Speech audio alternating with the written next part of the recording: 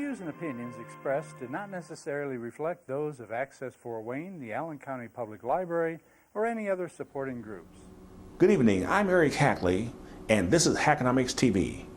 I'm back after a 2-year absence from a 30-year run of producing and hosting live call-in talk shows on Fort Wayne, Indiana, public access television. The reason you haven't been seeing me or hearing from me is I was kicked out of studios and kicked off the air. But what is most disturbing to me is why I was treated in such a condescending manner. And why, after hosting the longest running, black-oriented, non-religious talk show in the history of Fort Wayne, why I don't have more credibility with the Access TV manager and his bosses.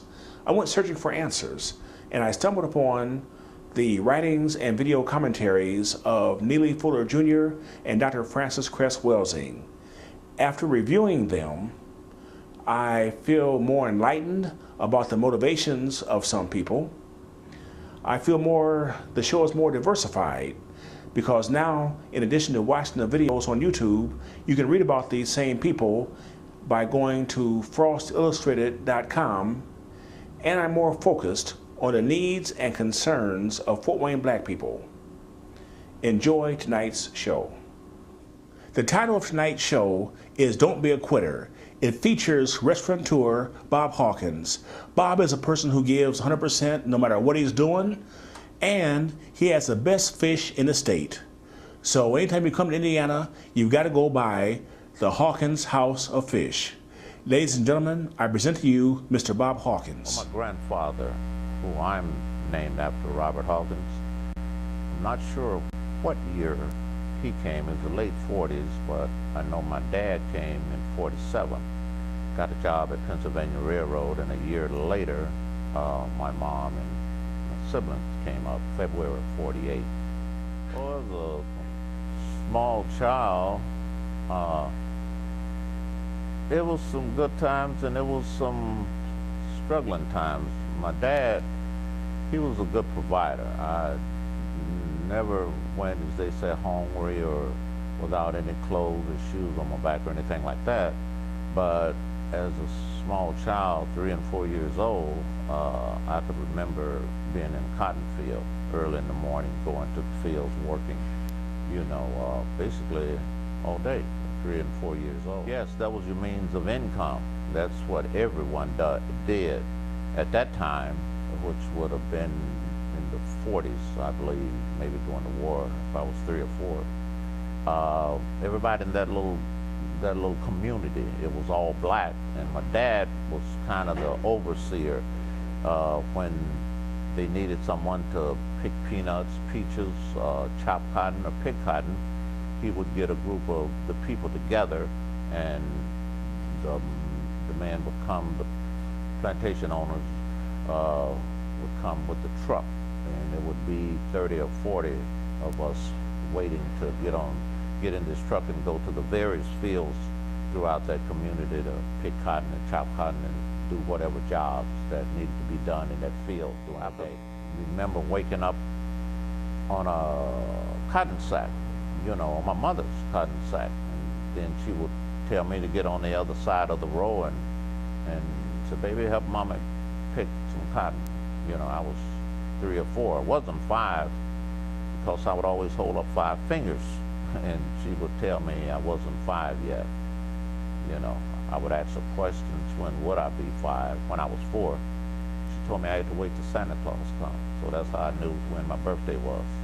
It's Christmas. Well, we didn't really interact with them when I would see them in the store when we worked in the fields all week, and we would go to town on a Saturday to the various, things that we would get, like RC colas, peanuts, and as a child, ice cream, things like that. That was our reward, for picking cotton. Didn't get any money.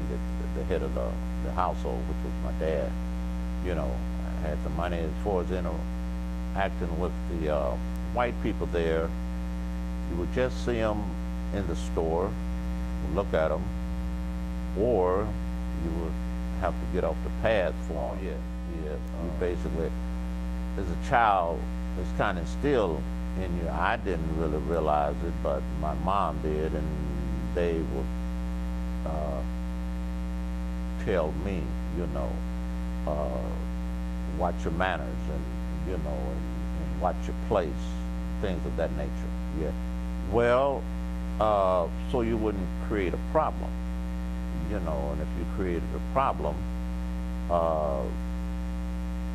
that would cause controversy between whatever white person you was in dispute with, and basically the black people at that time didn't. Well, 9 times out of 10, at that time, you didn't have any say, because whatever that white man said that was law.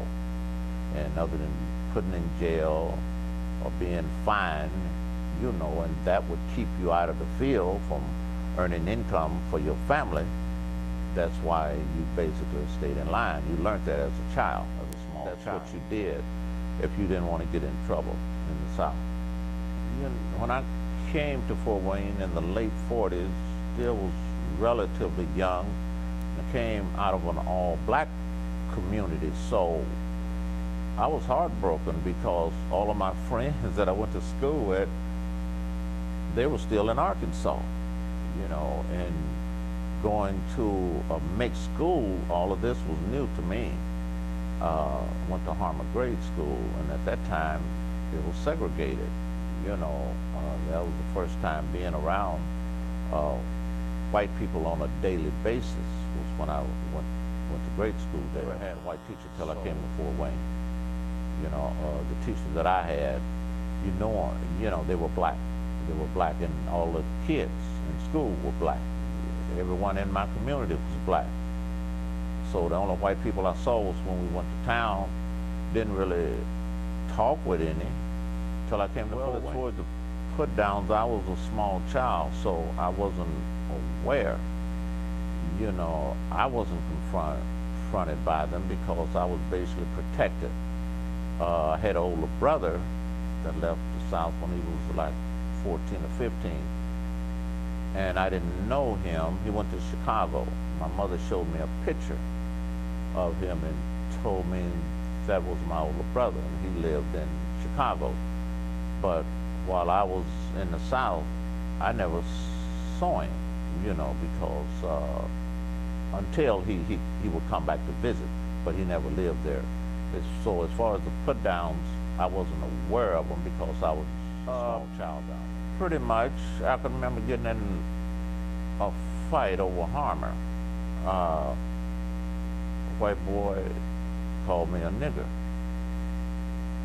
It didn't mean anything to me because I didn't know what the word nigger meant. First time I had heard it. But a friend of mine, his name was James Folks, we call him Pete.